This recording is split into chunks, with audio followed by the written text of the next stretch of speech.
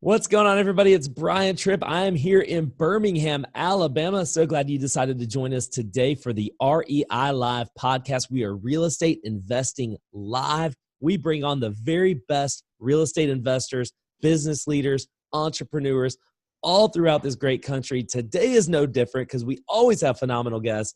We have the one and only Jay Connor. How's it going today, Jay? Hello, Brian. It's going fantastic. Wow, I'm excited to be here, and thank you so much for inviting me to be on the show.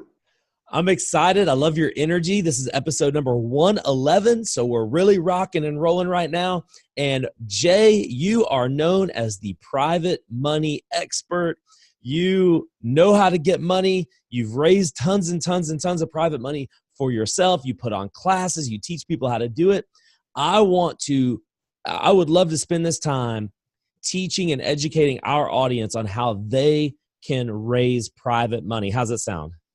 Sounds good to me. I'm ready. Awesome. Well, first, before we do that, I always ask this question. I think it's important. I love when other successful people can tell their stories.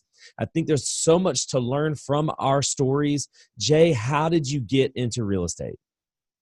Wow. So we are now in our 15th year, we being myself and my wife, Carol Joy, our 15th year of investing in primarily single family houses, but we've done commercial as well.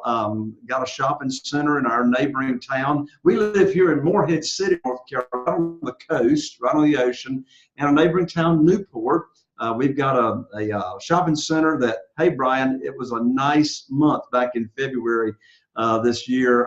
That $22,000 mortgage paid off. And so now we have a free and clear shopping center. Congratulations. Thank you. So anyway, most of our time is spent investing in single family houses. How did I get into real estate? I was actually born into the affordable housing industry, also known as, and since you're in Birmingham, you're going to know, my land's Alabama. They used to call it the Alabama Flash. So I grew up in the mobile home industry, single wides. People used to call them wobbly boxes, right? And so my dad, Wallace Connor, at one time was the largest retailer of mobile homes, manufactured homes in the nation. And so I grew up being around the industry of helping families get affordable housing that otherwise couldn't, afford, say, a traditional stick-built or, brick house.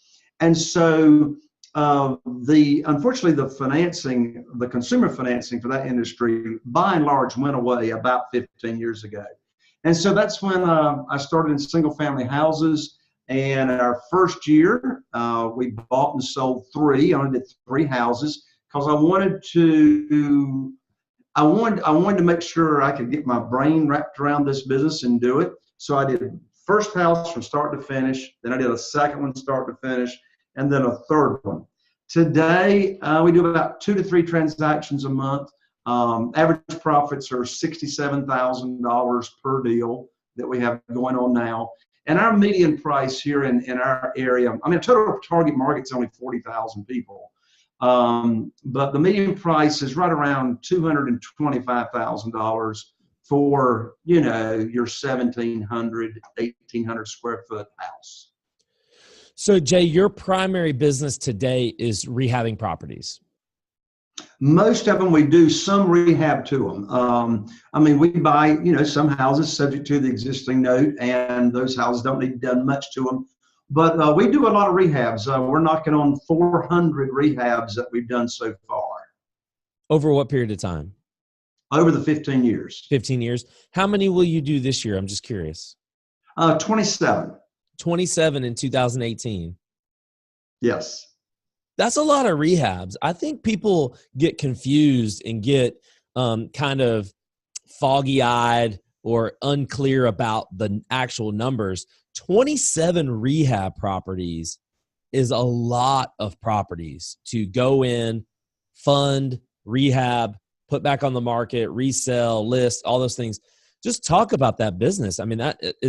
How is it going right now? You said your average profit's around $67,000 per deal. That's really strong. That's strong compared to our market for sure. Talk about doing 27 rehab projects. What does that take? Sure. So what it takes is, obviously I didn't start out doing those numbers. I mean, as I said, my first year was 3, right? And a critical part of the success is the automation, building the team, all right?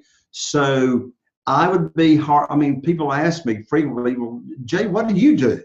You know, what do you do in the business? You know, so I'd be hard pressed really to give you an accounting of more than 5 to maybe 7 hours per week that I'm actually in the business. What I do is I make decisions. So I see the seller lead sheets come across my desk of FSBO. So most houses that we buy these days, Brian, are from for sale by owners. I'm not buying many houses out of the multiple listing service because they're just overpriced, and due to supply and demand, you got a lot of end users, you know, homeowners that are actually buying those houses and fixing them up themselves. But back to your question, the automation, the team. So here are my team members that makes this work. So I have an acquisitionist, and my acquisitionist is in charge of talking with and negotiating the best that she can with motivated sellers over the telephone.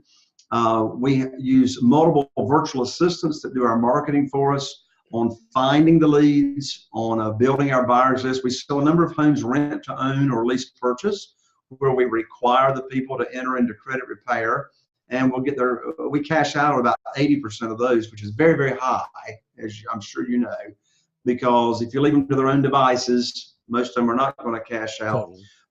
But then, you know, we have a part-time bookkeeper, and as far as the rehab process it goes, I do work with contractors, and I also have my own subs, project managers. So we'll do simultaneously 4 to 6 houses at a time. So Jay, you do a lot, and you know, you mentioned the building that you have too, or the retail center that you have. So obviously you're buying for passive income as well. And there's a lot we can talk about here, but I really want to dig into private money. But I do want to ask you one more question as it pertains to rehabbing, because I think that this is important. Most people I talk to who rehab a lot of properties are in the business. Like, they are running ragged 50, 60, 70 hours a week. You're not. I remember. So I've always heard, and I don't rehab. I hate rehabbing. I think rehabbing is the worst thing in the world that anyone can do. My personal opinion. I have heard from everyone who does it, who does big volume like you do, that it is not scalable. It's not, you can't make it, like automatic. You can't, do the automation type of stuff with it, and you can't scale because it's one person that has to run the ship. You set your business up way different than that. How are you able to do that? Phenomenal people. And, the people that I work with today, now, like my acquisitionist, she's been working with us for 12 years, all right? My crew leaders have been with us now for about 10 years. So the first 5 years, I had great people, but I moved on to build the team and have even more amazing people. So, I mean, it is only scalable when you have the people that you put in place that you can trust. It's going to do you a good job and get stuff done on time. So, I mean, when I started out, I mean, I was doing the crazy stuff like, 50, 60 hours a week, being at, Lowe's Home Improvement at 8:45 at 9 o'clock, picking out, window treatments and staging and crazy stuff. So it was about 10 years ago. I said, you know what? This is nuts. I mean, you can be making a lot of money, but if you don't have what you got in it for, which is wealth and freedom and the lifestyle and time to go, do stuff for other people because you just enjoy doing it, then, why am I running in this rat race? So and it took me a year, Brian. It took me a year to put the systems in place to where I could truly automate it, but still have the checks in place and the accountability pieces to where you just don't set it and forget it. So on a different podcast, when you come back, Jay, I want to dig more into that because I really want to get to the private lending stuff. I think that's where we haven't really talked about that, like the how-to on this show. 111 episodes into it, we haven't talked about that, and I want to really dig into this. It seems like to me, you're running a rehab business. You've got to have private money to fund it. Oh, yes, you got to have private money. Well, and let's be clear, Brian. I mean, I'm not talking hard money, okay? I'm talking private money, which is very, very different than hard money. Right. So I'm assuming that this is how you got to be known as the private money expert, is you're running your real estate business, your rehabbing business, and you need money. You need capital. I'm assuming that that's how it all started. Well, actually, I backed into it out of necessity. So I've only been using private money to fund our deals this coming, less than 90 days from now will be 10 years. So the first 5 years, I was relying on the local banks, mortgage companies, traditional lending. And I had a huge wake-up call, which was a huge blessing in disguise. In fact, Brian, if I had not experienced what I'm getting ready to share, you and I wouldn't have even met. You wouldn't be having me on your show. I wouldn't be having my podcast show, right? So the short version of what happened, huge blessing in disguise, is I called up my banker, whose name was Steve. The operative word is was, right? So I call up Steve. And Brian, I'd had this conversation many times with Steve. Called him up. I was sitting in this very chair at this very desk almost 10 years ago. And I called him up and I said, I got 2 deals under contract, want to close in 30 days. Here's the funding that's required. And that's it. I mean, I've done countless deals with Steve at the bank. And Steve went quiet on me, right? And which is never a good sign when they go quiet on you on the phone. He cleared his throat. He says, Jay, I'm sorry, but the bank has collapsed your line of credit. I never heard of a line of credit being collapsed, but I knew it didn't sound good. I said, what do you mean? He says, well, we're just not loaning money out to real estate investors anymore. Well, for your listeners, many may recall what was going on in 2008, 2009. I had an 800 credit score, never late on payments, and here I am cut off with no notice. And so I hung up the phone and I had a decision to make. Do I want to quit or do I want to look for a better way really fast? Because I got over $100,000 in equity and profit I've got under contract, right? And so I called up my friend Jeff in Greensboro, North Carolina. I told him what had happened. I said, what am I going to do? He said, welcome to the club. I just got cut off last week myself. And so Jeff tells me about private money and all my lands. So I learned what private money was, and I put a system together quickly, and I was able to attract and raise $2,150,000 in less than 90 days. So my banker did me a big favor by cutting me off. And I tell you, since that time, there's this mantra that has run through my mind, Brian, that I want to share with your listeners, and that is, it's impossible for you to fail until you decide to quit. You can't fail until you decide to quit. So quitting was not an option. And so it was my definition of coincidence is God's way of staying anonymous, right?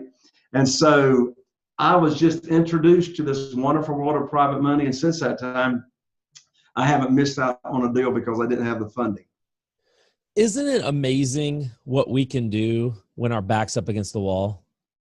And that's where the growth takes place. I think a lot of people that don't really get it, don't really understand when they're not in this business or probably any business, is that, first of all, I say this a lot, people don't change. You are who you are. The only way you can actually change your behavior, your mindset, is if your back's up against the wall, you're facing some sort of tragedy, and we can do anything. Like humans, we can do anything if we want it bad enough and want to do it bad enough. And you just got done saying you raised over $2 million in, what was it? You said 90 days or 30 days? It doesn't matter. Less than 90 days, yeah. In 90 days, you raised $2 million. Everyone's gonna be like, oh, how did he do that? That's unbelievable. Well, I venture to say whoever's listening to this, with whatever knowledge you have right now, you could probably do that if you wanted it bad enough. Thankfully, you don't have to create something up on your own, because we're going to ask Jay, what did you do? How did you do that? Yeah. So you just said something really, really important, Brian, and that was, if you want something really bad enough, you're going to figure it out, right? So, like, I think about, all right, whether it's losing weight or making $1 million or going and working out at the gym or creating a new morning ritual habit, no matter what it is, your reason has got to be big enough to cause you to take action. So when I'm back up against the wall, as you said a moment ago, it's amazing what we can do when we're back up. And the reason it becomes amazing what we can do is because our reason to do it is so big. What was my reason? Fear of loss. Fear of loss motivates me a whole lot more than hope of gain, right? So if I'm getting ready to lose over $100,000, then I'm going to go into action. So here's what I did. Well, first let me tell you how I did it in less than 90 days. And then if you will allow me, Brian, then let me take another moment and share some ideas that I've learned over the past 10 years of even other greater ways to locate the private money. So first, let me define private money versus hard money, right? So private money is doing business with individuals just like you and me. So we're not doing business with institutions or banks or mortgage companies or hard money lenders. Most hard money lenders are a broker of money. And a hard money lender will, go raise the money, all right, then mark it up, all right? So they're making money on money. So I'm talking about doing business with individuals. So what did I do? 5 steps. There's 5 things I did to go from no funding to over $2 million worth of funding, right, in 90 days. The first thing I did was I made my top 50 list of people that I had some kind of connection with. My cell phone, my email list, Facebook was just coming around, my Facebook friends. I don't mean my fake Facebook friends. I mean my real Facebook friends, right? My email list, my Christmas card list. And so I went through, and the 50 people that I wrote down, Brian, were not people that I thought I could borrow money from specifically. The 50 people that I wrote down were people that were centers of influence in the community, wherever they lived. And it didn't have to be right where I lived. It could be people, anybody I knew anywhere, right? So I made my list, all right? The second thing I did was I had a simple, short conversation over the telephone. Okay, now if I was in person with them at church or whatever, or some other social network, whether it be church or Rotary Club or whatever, then this conversation would be in person. But simple, short conversation. And by the way, I got to say this, Brian, do you know, in the millions and millions of dollars, right now I've got 48 private lenders, individuals funding our business. All right, we got about $6.5 million that we just roll from houses to houses to houses. And did you know I have yet to ask for money to get funding? I don't ask anybody for money. I make my program available, and I'll ask them to help spread the word. And then, of course, hands are going to be raised if they have investment capital or retirement funds, and they want to learn how the program works. See, one big thing that I had to get my mind wrapped around when I first started attracting funding was, when I was borrowing money from the banks made the rules. But in this world, we make the rules. We set the interest rate. We set the frequency of payments. We set what's the maximum loan to value, etc. So step number 2, I call it dialing for dollars, right? Dialing for dollars, except I'm not asking. So I pick up the phone, I have my pleasantries, and I say something along these lines. So Brian, let's say you're a friend of mine, right? And you're in my 50 list. So Brian's on the phone. We have our pleasantries. And I'll say, Brian, as you may or may not know these days, I'm investing in real estate. I'm still taking advantage of the tidal wave of foreclosures that are going on. But I got something brand new I want to share with you. And that is I have now opened up my real estate investing business to people that I know and trust. In fact, I'm paying sometimes as much as 20 times more in returns as people can get through traditional resources, such as certificates of deposit or whatever. Brian, I know you know a lot of people. I mean, you're involved in your local church, you're in the Rotary Club, you know a lot of people. And so here's what I'd like for you to do. When you run across someone that's not happy with the returns they're getting in their investment capital or in their retirement funds, would you mind just referring them to me? And I'll go over my program and I'll show them how they can get as much as 10, 15, 20 times as much in their returns. Would you do that for me? Notice I didn't ask for money. I asked them to spread the word. Now, we're still in the second step. Well, you know what's going to happen, right? When you say that, if they have investment capital, retirement funds, they're going to say, well, what kind of program you got? What kind of interest rate have you got going on? Well, how are you people protected? So that question can, of course, lead into you telling that person that you're talking to about your program. Now, step number 3 in my process, okay, I also did something simultaneously with step 2 and step 3. I recorded this audio, 16 minutes long, and I titled it Stress-Free Investing, okay? And then the subtitle is called How to Print Money Automatically. So I recorded this audio. Now, Brian, this audio, the purpose of this audio is not to sell people on my private lending program. It's to introduce them to this concept of what in the world private money is. Because of my 48 private lenders, not one of them had ever heard of private money and private lending. None of them had ever heard of self-directed IRAs and being able to use their retirement funds to get an unlimited return per year, tax-free and penalty-free. So I put this audio together as like a introductory overview of private money and how you can use retirement funds and such. And so I handed that little audio out like candy, right? I did no follow-up, 0. And you know what I would say to people when I handed them the audio? I'd say and I emphasized 16 minutes because I didn't want them to think it was some hour-long thing they had to listen to. I said, this 16-minute audio will show you how to get higher returns on your investment capital or retirement funds than you can probably get anywhere else. I've just recorded it. Would you listen to it and give me some feedback as to how I can make my recording better? Because I'm wanting to put the word out. You notice what the framing was. Listen and give me feedback as to how I can make the audio better. I didn't ask them to listen to it and let me know if you got any private money that you want to do business with me. No, I want their feedback. So step number 4, those efforts of calling up, asking people to spread the word, etc., would lead to a one-on-one meeting either over the phone or in person where I'd actually go over my private lending program.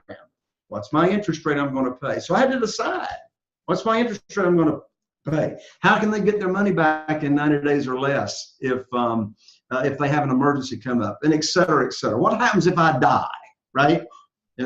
So I raised those questions in the audio. So step 4 was the one-on-one, and then step 5, we just asked them what range of investment you got to work with, and then I go find a deal. So that was my focus. And that's another thing I did, Brian. I focused. I didn't focus on trying to find motivated sellers and looking at a bunch of lead sheets. I mean, I was like Jesus with my eyes fixed on Jerusalem, and I'm not doing nothing else. That's what I'm doing. And so for 90 days, that was my focus. Get the private money lined up. Because there's always going to be deals. There's always deals, right? And another thing I've discovered, I've got friends that teach doing the pretty house business and et cetera. And what I've discovered is only about 13% of FSBOs will sell to me creatively with seller financing, subject to, et cetera. But the majority of them, they want the money. I mean, they want the money. So Sorry for the long answer, but that's what I did. So I want to pull out I wrote some notes. I want to pull a couple things out there. First of all, I just want you to talk about the fact that you never ask for the money, because most people think that that's what they're doing. They're going around soliciting for money, but you're not at all. The way you framed it is completely opposite of that. Why is that more effective? Well, for one thing, I can't lose. I am. So the reason it's so effective is that I frame myself as a teacher. So I want to give your viewers and listeners a really, really powerful way to answer the question when you meet somebody new that you've never met before. What do you do when you meet somebody you never met before? I mean, what's everybody ask? What do you do? What do you do? Because they can't think of anything else better to ask either, right? So what do you do? Well, guess what? Years ago, I changed my answer.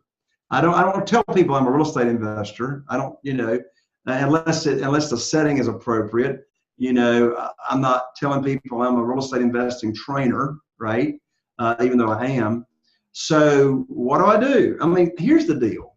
When people ask you, what do you do? Pretty much whatever answer you give, in their head, I promise you they're thinking to themselves, well, that's nice. What's that got to do for me? Wouldn't it be cool when somebody asks you, what do you do, to give them an answer that could be a possible benefit to them and also lead the conversation forward? So here's my answer. When people ask me, what do I do, and they never met me before, here's the answer. I teach private lenders how to get phenomenal rates of return on their investment capital and retirement funds.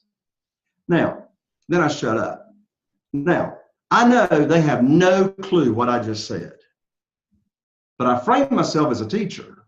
I teach private lenders how to get phenomenal rates of return on their investment capital and retirement funds. Is that, Jay, do you frame it that way because it's not as threatening? Oh, it's not as threatening. I mean, that ties into where I can't lose. It can only be a win-win, right? So first, I frame myself as a teacher. And then once someone is educated, remember, all 48 of those private lenders had never heard about private money before I brought it up in conversation. And so it's not threatening at all. I mean, I'm a teacher, right? So I teach people new stuff, okay? And then if it applies to them, it applies to them. Absolutely, it's not threatening at all. In fact, I only got one complaint from my private lenders. One complaint from more than one of them. And that was, they said, Jay, why didn't you tell me about this before you did, right? So they think about what they missed out on. Jay, how would you advise someone who might be a little bit newer, didn't have 5 years in the business like you had before you started, someone who's a little bit newer having these conversations, because there's going to be some skepticism, I can imagine. Absolutely. How would you advise someone to get over or maybe rebut some of the skepticism that might come their way? What I would do is, and so one common question I get that relates to this is, if I've never done a deal and I'm a newbie, who in the world is going to loan me money? No matter how well they're secured. Like, I teach don't borrow more than 75% of the after repaired value of a property. That's going to give the private lender a 25% at least equity cushion. But that's still a valid question. Why would someone loan money to somebody else that's never done a deal, regardless of how well it's secured? And I mean, I wouldn't, right? Unless I'm in the deal, unless I'm joint venturing. And there's the answer. So if you are new, okay, then my recommendation is to joint venture with a seasoned investor, okay, that has been through the mines, knows the ropes. Now, why would they want a joint venture with you? Because the piece or the element, I mean, look, people are always looking for money. Real estate investors always looking for funding, right? So when you learn how to attract this private money, you go to the local RIA, right? Of course, Brian, you got a huge investing association out there in Birmingham, but you go to that type of meeting, and you let people know that you have a way of getting private money lending. And if they'd like to talk to you about, joint venturing on deals to where they can bring the money or where you can bring the money, then, so here's how the relationship works. You got a seasoned investor that you can joint venture with. You can bring the private money, the funding on the deals, and you can leverage the experience of the joint venture of the seasoned real estate investor. And then, you do 1 or 2 or 3 or 4, whatever deals, and then off you go, and you use those deals as your own credibility. So let's also talk about the person that may have been doing deals and they're kind of stuck a little bit on the verbiage on what to say. You mentioned you had a 16-minute audio, and I imagine that the audio in those 16 minutes that explains what it is that what the program is, I imagine that a lot of the answers are probably in that 16 minutes. What do I say to someone where I'm just trying to explain what it is that I do, or explain what it is, how the program works?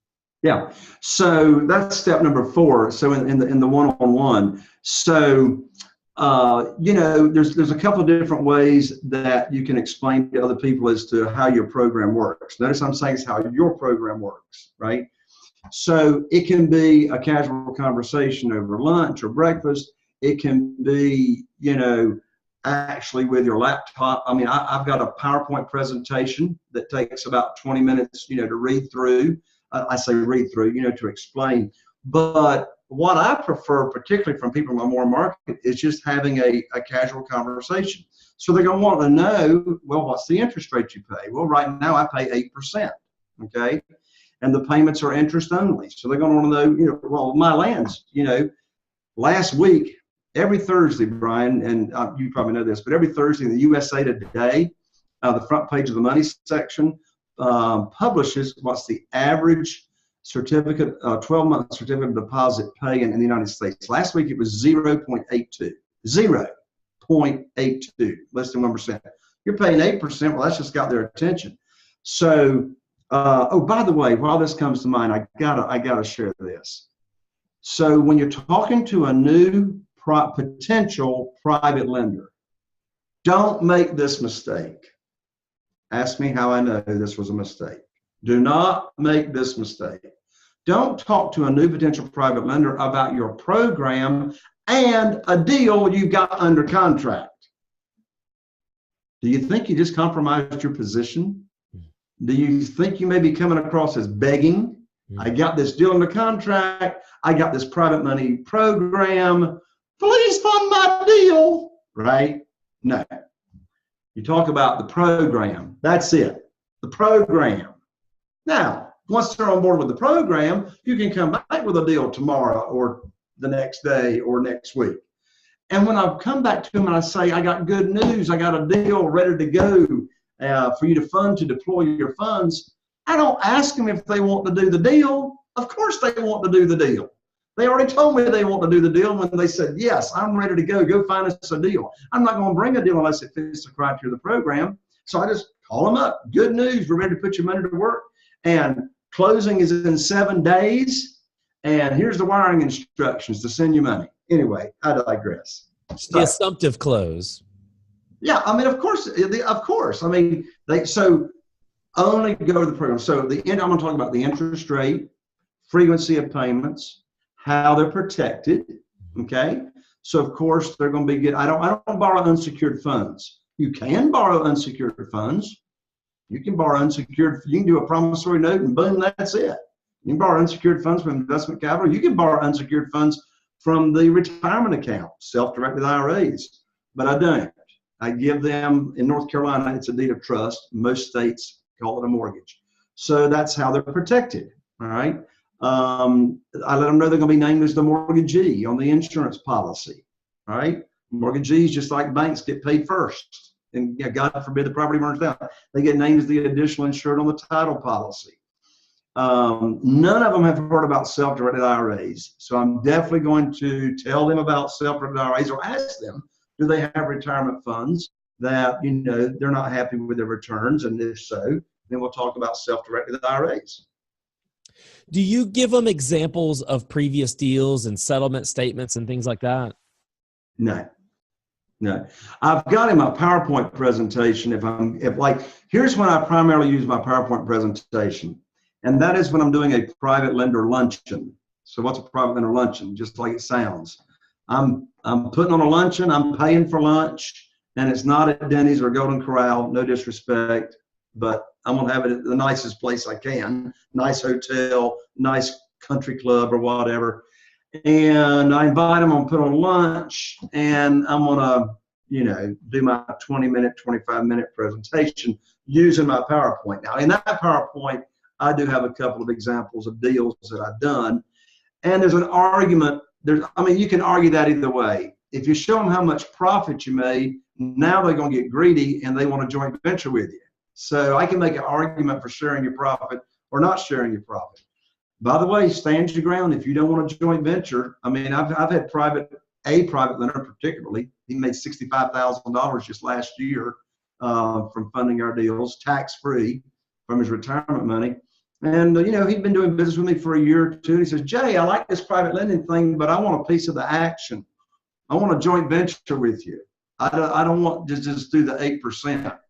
And I said, well, I can appreciate that, but I've learned that in my business, I do what I do best, and my private lenders do what they do best. They loan me money, and that's it. So I appreciate that, but that's not the way we do it. So what did he do? He kept loaning me money, because where else is he going to get this rate of return? It's awesome. Jay, is there anything glaring I forgot to ask you before we get to I know you're going to make a sweet offer to our audience. Oh, my lands. I thought we just got started. I got the five steps. I'm ready to go. I don't have any questions. I had three specific questions. I'm about to do a private money summit here in a second.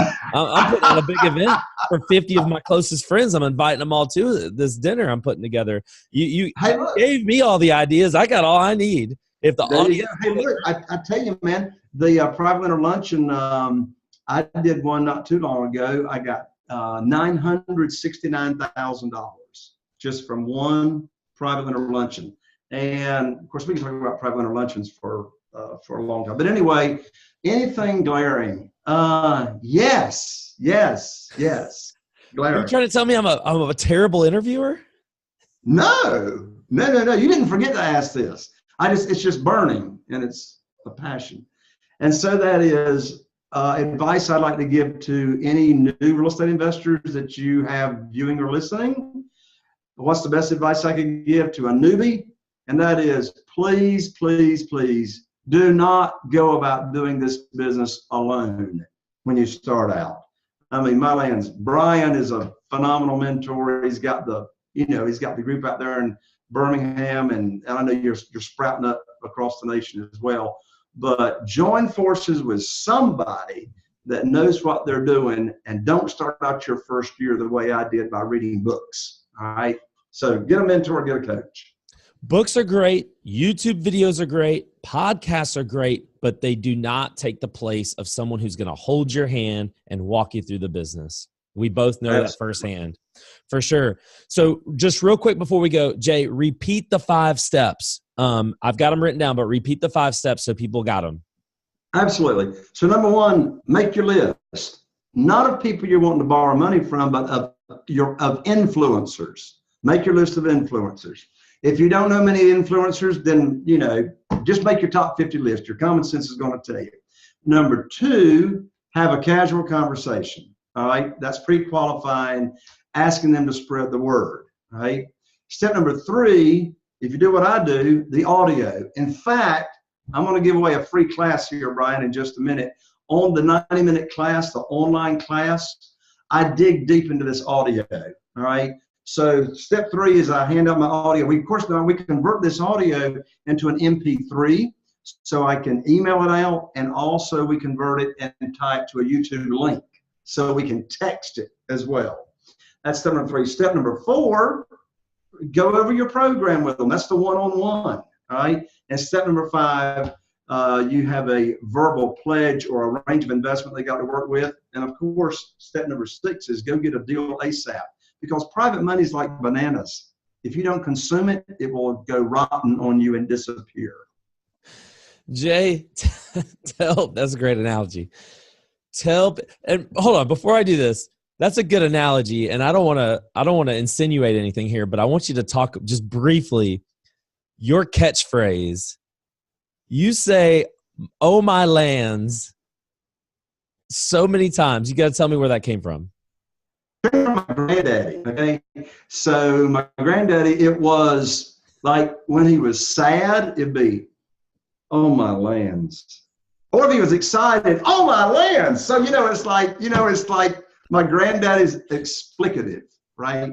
So I don't know the Christian way to cuss. I don't know. We all need a Christian way to cuss.